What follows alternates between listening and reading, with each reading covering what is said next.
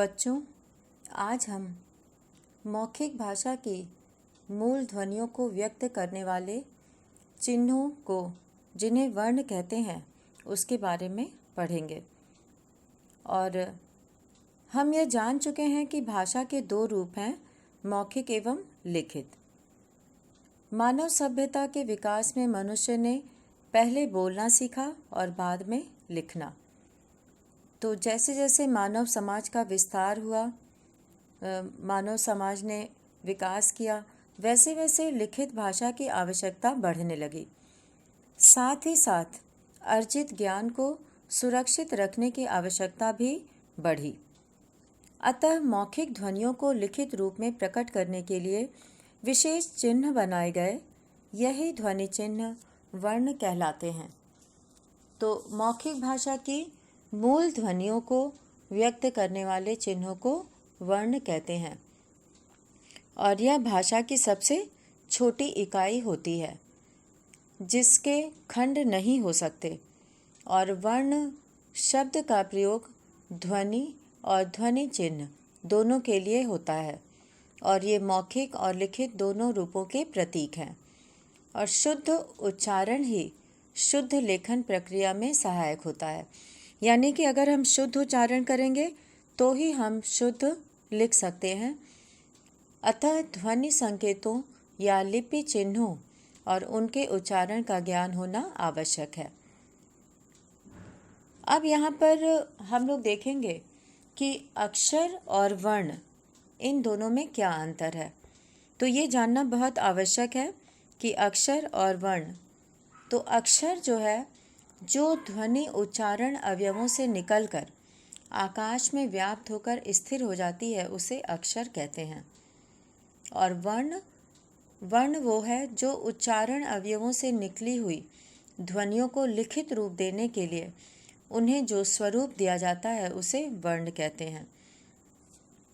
तो वर्ण जो है वो भाषा की सबसे छोटी इकाई है और इन्हीं वर्णों के उचित संयोजन से शब्द, संयोजन यानी मेल से शब्द, और शब्दों के उचित संयोजन से वाक्य, और वाक्यों के उचित संयोजन से भाषा बनती है। तो वर्णों से शब्द बनते हैं और शब्द से वाक्य बनते हैं और वाक्य से भाषा बनती है। तो इस तरह से हम लोगों ने देखा कि ये सारी चीज़ें एक दूसरे से जुड़ी हुई हैं। अब हम लोग यहाँ देखेंगे कि ध्वनि चिन्ह क्या है। तो ध्वनि चिन्ह, उसके लिए यहाँ पे एक उदाहरण दिया गया है कि माँ ने मुझे प्यार किया। यह वाक्य शब्दों के उचित संयोजन से बना है और ये शब्द हैं माँ, प्यार, मुझे, ने, किया। अब यहाँ पे ये सभी शब्द वर्णों के उचित संयोजन से बने हैं। आइए देखें कि इनमें किन किन वर्णों या ध्वनि चिन्हों का प्रयोग किया गया है। जैसे म, आ मिलकर माँ, न, ए मिलकर ने, और मु, झ, ए, म, उ, झ, ए, ये चारों मिलकर मुझे, और प, य, आ, र, अ प्यार, और क, ई, य, आ किया। क, ई में दोनों मिल जाएंगे तो की, और य, आ मिलकर बनेगा किया, या बनेगा, और दोनों मिलकर पूरा मिलकर बन जाएगा किया। तो शब्दों को तोड़ने से हमें ध्वनि चिन्ह प्राप्त हुए। यही ध्वनि चिन्ह वर्ण कहलाते हैं और इन ध्वनि चिन्हों के टुकड़े नहीं किए जा सकते, अर्थात इन्हें और तोड़ा नहीं जा सकता। तो ये है ध्वनि चिन्ह। तो वे ध्वनि चिन्ह, ये वर्ण की परिभाषा है कि वे ध्वनि चिन्ह जिनके और खंड नहीं किए जा सकते, वर्ण कहलाते हैं। और वर्णों को अक्षर भी कहा जाता है और वर्णों का प्रयोग लिपि चिन्हों एवं ध्वनि चिन्हों के रूप में किया जाता है। प्रत्येक भाषा में अनेक ध्वनियाँ होती हैं, अतः अनेक ध्वनि चिन्ह भी बनाए गए और इन ध्वनि चिन्हों को लिखने का एक विशेष क्रम बनाया गया, अर्थात इन्हें व्यवस्थित किया गया और ध्वनि चिन्हों के इस समूह को वर्णमाला कहा गया। तो वर्णों का व्यवस्थित समूह वर्णमाला कहलाता है। तो इस तरह से प्रत्येक भाषा की मूल ध्वनियों के क्रमबद्ध समूह को वर्णमाला कहते हैं, जैसे अ, ई, उ, ए, क, च, प, ख इत्यादि। तो ये सब जो है वो वर्णमाला के वर्णों के उदाहरण हैं। अब हम लोग यहाँ पे देखेंगे कि ये हम लोग ने समझ लिया कि वर्णों का व्यवस्थित समूह वर्णमाला कहलाता है। तो हम लोग अब देखेंगे कि वर्णमाला में क्या है। तो यहाँ पर हम लोग मानक देवनागरी वर्णमाला के बारे में देखेंगे कि इसमें कितने वर्णमाला में वर्ण हैं। तो बच्चों, हिंदी वर्णमाला में कुल 48 वर्ण हैं। आइए देखें इन्हें किस प्रकार व्यवस्थित किया गया है। तो यहाँ पे वर्णमाला दी गई है जिसमें पहले स्वर दिया गया है और अल्फ़ाबेट जिसे अंग्रेजी में कहते हैं। इसमें 11 स्वर हैं, अ, आ, ई, उ, री, ए, ओ। अनुस्वार एक है, अंग जिसकी मात्रा में बिंदु लगाया जाता है, और विसर्ग है एक, जैसे अह, इसमें 2 बिंदु लगाया जाता है और उसका उच्चारण ह की तरह होता है। और व्यंजन 35 हैं, जिसमें यहाँ पे पूरा दिया हुआ है, क, ख, ग, घ, अंग, च, छ, ज, झ, इय, ट, ठ, ड, ढ, ड, और यहाँ पे ड़ और ढ़ ये 2 और हैं, त, थ, द, ध, न, प, फ, ब, भ, म, यर, लव, श, स, ह। तो ये जो है वर्णमाला में कुल 48 वर्ण हैं। अब हम लोग यहाँ पर देखेंगे कि संयुक्त व्यंजन क्या है। तो संयुक्त व्यंजन 4 हैं, क्ष, त्र, ज्ञ और श्र। और इसमें जो है ये 4 संयुक्त व्यंजन हैं और इसमें जो है क्ष जो है वो क और श से मिलकर बनता है, क्ष। त्र में आधा त और र है, त्र। ज्ञ में ज और इय के मिलने से बनता है, ज्ञ। और श्र में श प्लस र, श्र बनता है। तो इस तरह से ये 4 संयुक्त व्यंजन हैं। अब हम लोग देखेंगे यहाँ पे कि स्वर, अनुस्वार, अनुनासिक और विसर्ग ये क्या है। तो सबसे पहले हम लोग स्वर के बारे में पढ़ेंगे। तो वे वर्ण जिनका उच्चारण करते समय हवा बिना रुकावट के मुख से बाहर निकलती है, वे स्वर कहलाते हैं। तो ये स्वर की परिभाषा है कि स्वर की परिभाषा या स्वर किसे कहते हैं। तो उसका उत्तर ये है कि वे वर्ण जिनका उच्चारण करते समय हवा बिना रुकावट के मुख से बाहर निकलती है, तो उसे स्वर कहते हैं। और हिंदी वर्णमाला में इनकी संख्या 11 है, जैसा कि अभी हम लोगों ने पढ़ा था कि स्वर 11 हैं और ये स्वतंत्र रूप से बोले जाते हैं। ये स्वतंत्र रूप से बोले जाते हैं और ये स्वर हैं अ, आ, ई, उ, री, ए, ओ। तो ये स्वर हैं। और अब हम लोग देखेंगे अनुस्वार। अनुस्वार जब किसी वर्ण का उच्चारण करते समय हवा केवल नाक से ही निकले तो उसे वर्ण के ऊपर बिंदु के रूप में अंकित कर दिया जाता है। यानी कि जब नाक से उच्चारण होता है तो उसे बिंदु के रूप में लिख दिया जाता है। इसे ही अनुस्वार कहते हैं। अब यहाँ पर हम लोग कुछ शब्दों के माध्यम से इसे समझेंगे। तो इसमें सबसे पहला उदाहरण है अंग। अ पे अनुस्वार लगा है, बिंदु लगा है और इसे पढ़ेंगे अंग। तो अंग का उच्चारण अगर आप सभी बच्चे उच्चारण करके देखना चाहें तो देख सकते हैं। तो आप लोग बोलिए अंग। तो अ पे अंग की मात्रा अंग। ग का उच्चारण मुंह से हो रहा है और अंग का उच्चारण नाक से हो रहा है। तो इसीलिए इसे यहाँ पे अनुस्वार लगा हुआ है, अ के ऊपर बिंदु लगा है। इसी तरह से कंस, हंस आदि। कंस, हंस आदि पंचम वर्ण के स्थान पर बिंदु रूप में आता है। तो प्रत्येक वर्ग का 5 वर्ग होते हैं वर्णमाला में। तो जिसमें क वर्ग, च वर्ग, ट वर्ग, त वर्ग और प वर्ग होता है। ये 5 वर्ग कहे जाते हैं और सब में 5-5 वर्ण होते हैं। तो इसका अंतिम जो 5वां होता है वो बिंदु के रूप में लिखा जाता है उसकी जगह पे। अब है हम लोग यहाँ पे देखेंगे अनुनासिक क्या होता है और इसकी परिभाषा क्या है, किसे कहते हैं और उसका उदाहरण क्या है, ये हम लोग अभी देखेंगे।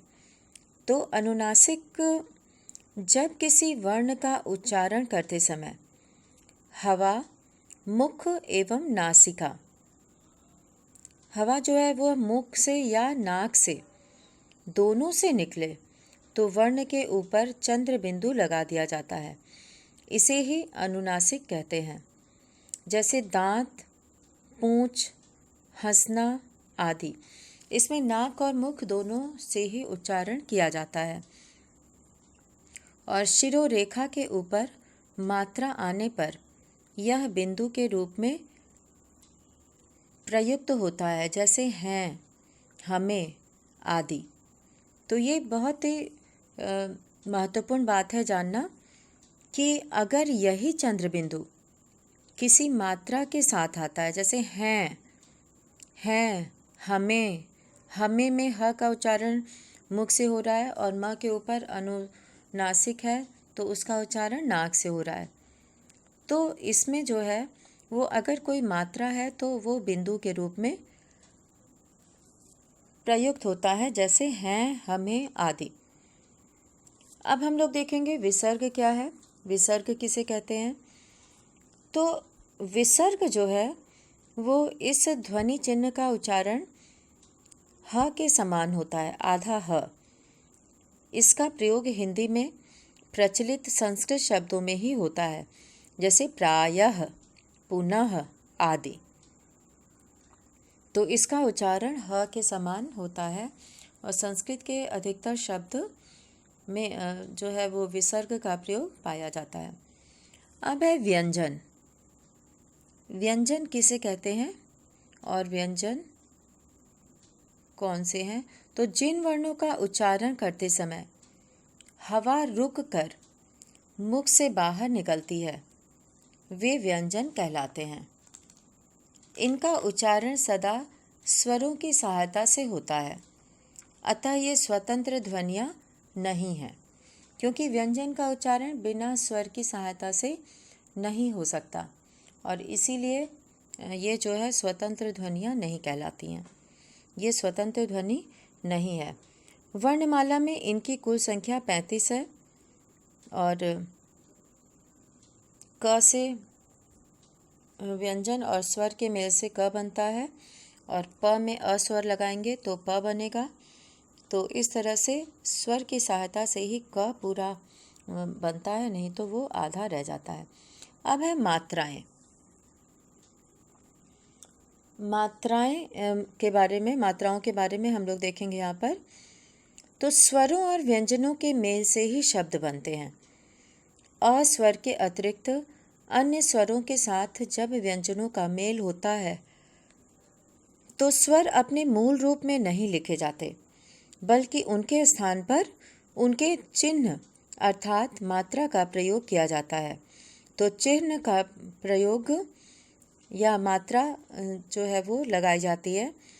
तो हम लोग यहाँ पर देखेंगे कि स्वरों की मात्राएं और उनका प्रयोग कि किस तरह से होता है। तो आगे हम लोग यहाँ पे देख रहे हैं कि संयुक्त व्यंजन तो इसके आगे हम लोग दूसरा पार्ट देखेंगे, दूसरे पेज पर देखेंगे कि किस तरह से इनका प्रयोग हो रहा है।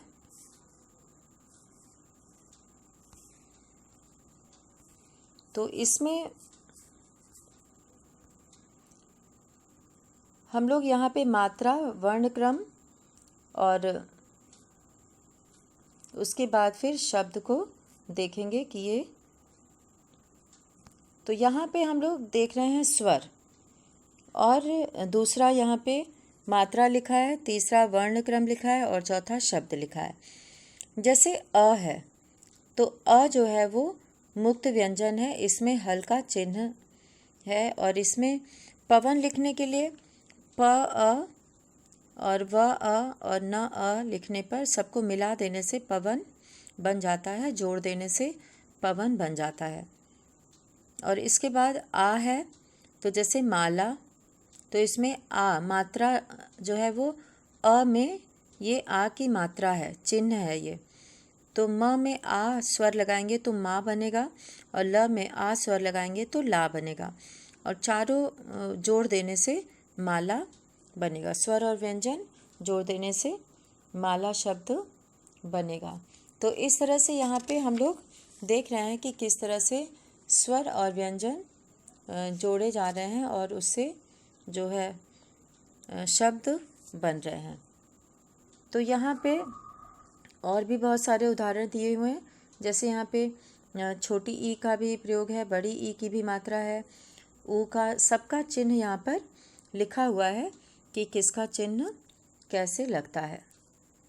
तो अब सभी व्यंजन वर्णों के लिपि चिन्हों में अस्वर रहता है। ये विशेष बात है जो सबको ध्यान में रखनी है कि सभी व्यंजन वर्णों के लिपि चिन्हों में अस्वर रहता है, किंतु जब यह नहीं रहता तो हल का चिन्ह लगाते हैं, जैसे गड्ढा, द्वितीय, विद्या और चिन्ह आदि। अब हम लोग पढ़ेंगे यहाँ पर आगत ध्वनियाँ। बच्चों, जैसे जैसे विज्ञान ने उन्नति की, परिवहन की सुविधाएं बढ़ीं, वैसे वैसे विश्व के अनेक भाषा भाषी लोग भी एक दूसरे के संपर्क में आए। एक दूसरे की भाषाएं भी संपर्क में आईं, जिससे अनेक भाषाओं के शब्दों का परस्पर आदान प्रदान भी हुआ। हमारी हिंदी भाषा के कुछ शब्द दूसरी भाषाओं ने अपना लिए और हमने दूसरी भाषाओं के शब्द। तो जो शब्द दूसरी भाषाओं से हिंदी में आए, उनके उच्चारण अर्थात ध्वनियों में और हिंदी के शब्दों के उच्चारण में कुछ अंतर है। उनका उच्चारण अलग ढंग से किया जाता है, और हमारी देवनागरी लिपि में भी विदेशी ध्वनियों को अंकित करने के लिए विशेष चिन्ह बनाए गए हैं, जिन्हें आगत ध्वनियाँ कहते हैं। तो आइए देखें ये कौन कौन से चिन्ह हैं तथा इनका प्रयोग कैसे किया जाता है। तो ये आगत चिन्ह, जैसे यहाँ पे उदाहरण दिया है कि अगर अंग्रेजी का शब्द है डॉक्टर, और वो भाषा उसकी अंग्रेजी है, और उच्चारण करने के लिए पहले डॉक्टर लिखा जाता है और फिर डा के ऊपर आगत चिन्ह लगाया जाता है। तो ये अ एवं ओ के मध्य की ध्वनि होती है, और इसके लिए अर्धचंद्र का प्रयोग किया जाता है। इसका चिन्ह जो है वो अर्धचंद्र के समान बनाया जाता है। हॉल, हॉल शब्द में भी हा के ऊपर जो है वो अर्धचंद्र लगाया गया है। कलम, ये फारसी भाषा का है, तो कलम का उच्चारण जो है वो वर्ण के नीचे एक बिंदु लगाते हैं और इसे नुक्ता भी कहा जाता है। किला फारसी शब्द है, कद्रदान, कंठ उच्चारण वर्ण के नीचे बिंदु लगाते हैं। और तेज़, ये फारसी शब्द है, और ये इसमें दांत और जीभ दोनों का ही सहयोग लेना पड़ता है उच्चारण के लिए, तो वर्ण के नीचे बिंदु लगा रहता है। अब हम लोग देखेंगे कि ऐसे और भी अनेक शब्द हैं जो कि यहाँ पर हम लोग अब देखेंगे कि संयुक्त व्यंजन में अब तक हमने पढ़ा कि व्यंजन बिना स्वर के प्रयोग में नहीं आते। जैसे अ व अ, तो अब अ और ब और अ मिलकर बन गया अब। और कभी कभी ऐसा होता है कि शब्द में बिना स्वर के 2 या 3 व्यंजन आ जाते हैं और ये संयुक्त रूप से लिखे जाते हैं। इसे ही हम संयुक्त व्यंजन कहते हैं। तो इस तरह से पहले भी हम बताए थे कि क और श मिलकर क्ष, त र मिलकर त्र और ज और इ मिलकर ज्ञ और श और र मिलकर श्र बनते हैं। तो इस तरह से इनका अलग अलग तरह से प्रयोग होता है। और कुछ द्वित्व व्यंजन होते हैं। जब एक ही व्यंजन का प्रयोग 2 बार होता है, पहला स्वर रहित और दूसरा स्वर सहित, तो उसे द्वित्व व्यंजन कहते हैं। जैसे पक्का, पत्ता, डिब्बा, मक्का, भद्दा आदि। तो इसमें वही जो है एक ही व्यंजन का 2 बार प्रयोग हुआ है। एक बार स्वर के साथ है और एक बार स्वर के बिना है। तो र व्यंजन के भी भिन्न भिन्न प्रयोग होते हैं। शब्दों में र व्यंजन का उच्चारण 2 प्रकार से होता है। उसी के आधार पर जैसे र स्वर रहित को लिखने में भी अंतर आ जाता है। तो आइए समझें इसे। जैसे पहला है प्रयास या क्रम। तो इसमें र का प्रयोग प र अ फिर य आ स अ, प्रयास। तो यहाँ पे प के बाद र आएगा फिर अ आएगा। और इसी तरह से क्रम में क के बाद र फिर अ फिर म और फिर अ, सबको जोड़ देने पर क्रम बन जाएगा। संधि होने पर क्रम बनेगा। इसी तरह से कर्म, धर्म, ट्रक और ड्रम, सब में अलग अलग तरीके से र का प्रयोग हुआ है, वो भी स्वर रहित र का प्रयोग। अब हम लोग देखेंगे कि किस तरह से वर्ण विच्छेद होता है। किसी भी शब्द से स्वर और व्यंजन को अलग करना। तो यहाँ पर किसी शब्द में आए वर्णों को अलग अलग करना ही वर्ण विच्छेद कहलाता है। और वर्ण विच्छेद करके हम शब्दों की बनावट को भली भांति समझ सकते हैं। जैसे कब, यहाँ पे क जो है वो स्वर रहित है, फिर अ है, फिर ब स्वर रहित है और फिर अ है। अब ये सब प्लस करने पर, जोड़ने पर कब शब्द बनता है। और इसी तरह से नाम शब्द है, इसमें न पहले स्वर रहित है, फिर उसमें स्वर जोड़ा जा रहा है आ, तो बनेगा ना। और फिर म स्वर रहित है और इसमें स्वर जोड़ेंगे अ, तो ना और फिर म बनेगा, दोनों मिलकर नाम बन जाएंगे। और इसी तरह से दिन भी बनेगा संधि होकर। जैसे कि द, इसमें आप लोग देख रहे होंगे कि इसमें स्वर नहीं है और बाद में इसमें ई स्वर जोड़ा जाता है तो दि बनेगा। और न में जब अ स्वर जोड़ेंगे तो न बनेगा। तो इस तरह से दिन शब्द बनेगा। तो यहाँ पे ये जो शब्द है वो इस तरह से वर्ण विच्छेद किया गया है। और इसमें बहुत सारे शब्द उदाहरण के रूप में दिए गए हैं। और यहाँ पे कुछ वर्ण विच्छेद का अन्य उदाहरण भी दिया गया, जिसमें आधा पहले प है, फिर या, फिर स, प्यास। तो इसमें प स्वर रहित है तो इसे आधा प लिखा गया है।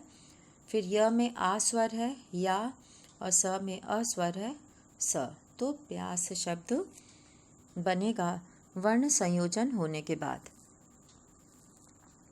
तो यहाँ पर हम लोगों ने देखा कि किस तरह से हम लोगों ने स्वर, व्यंजन और संयुक्त स्वर, वर्ण विच्छेद, वर्ण संयोजन, अनुस्वार, अनुनासिक, विसर्ग और आगत ध्वनियाँ, इन सब के बारे में हम लोगों ने यहाँ पर सीखा।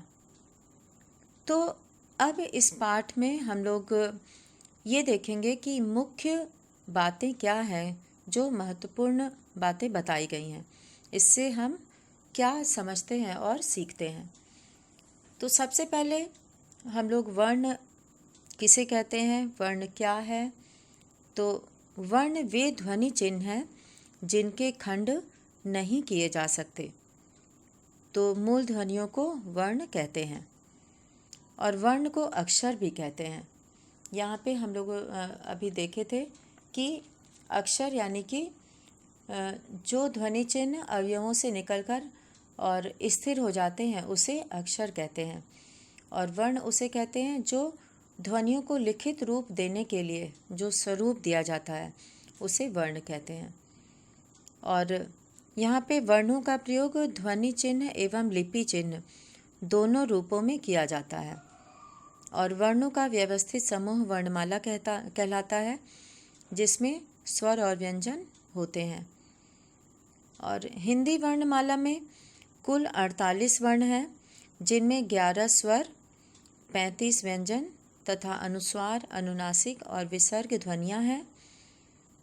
और अस्वर को छोड़कर सभी स्वरों के लिए मात्राएं निश्चित हैं, क्योंकि अ जो है वो व्यंजन में ही रहता है और या स्वतंत्र रूप से प्रयोग होता है, तो उसके लिए अलग से मात्रा की आवश्यकता नहीं होती है। तो व्यंजन के साथ स्वरों को लिखने के लिए मात्राओं का प्रयोग किया जाता है। और बिना स्वरों के व्यंजनों को लिखने पर उनके नीचे हल का चिन्ह लगाया जाता है। अक्ष, त्र, ज्ञ एवं श्र विशेष रूप से लिखे जाने वाले संयुक्त व्यंजन है। तो इस प्रकार ये स्वर और ये वर्ण पाठ में हम लोगों ने मूल ध्वनियों को व्यक्त करने वाले चिन्हों को, जिसे वर्ण कहा जाता है, उसके बारे में, और स्वर और व्यंजन वर्णमाला के बारे में, जो मानक देवनागरी वर्णमाला है। और इसके बाद हल चिन्ह, और ये शब्द जिस शब्द के अंत में लगते हैं उस शब्द को हलंत कहा जाता है, हलंत शब्द। और स्वरों के जो है स्वरों के बारे में हम लोगों ने पढ़ा, और किस तरह से वर्ण विच्छेद किया जाता है। वर्ण विच्छेद और वर्ण संयोजन, यानी कि वर्णों को अलग अलग करना और उनको जोड़ना, ये जो है वो वर्ण विच्छेद के अंतर्गत आता है, वर्णों को अलग करना। तो आगत ध्वनियाँ होती हैं, जैसे कि अंग्रेजी शब्दों के लिए प्रयोग किया जाता है। डॉक्टर, कॉलेज, बॉल, चॉकलेट आदि को लिखने के लिए इस अर्धचंद्र का प्रयोग किया जाता है। अ और ओ के बीच का उच्चारण इसमें होता है।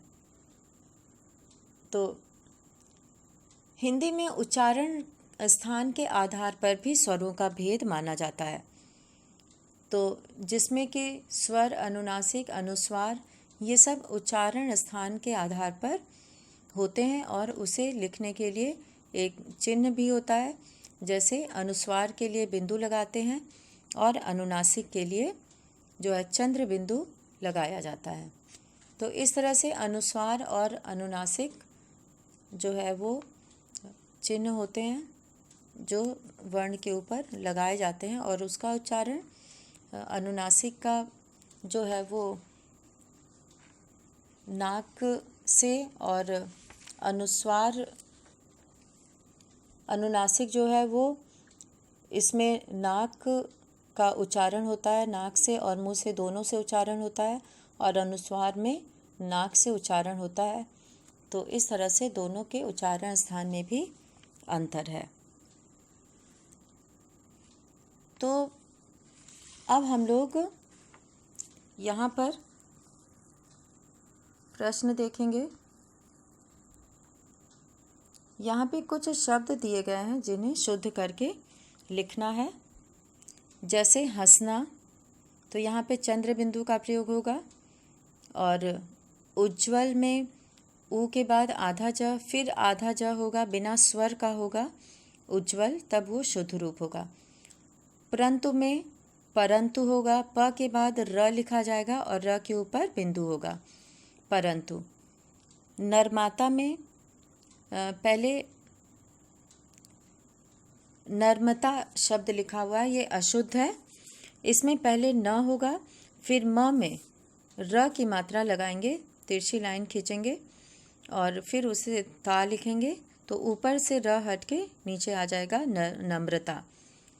आशीर्वाद है तो आर्शीवाद लिखा है, तो इसमें व के ऊपर आधा र की मात्रा लगाई जाएगी तो आशीर्वाद शब्द बनेगा।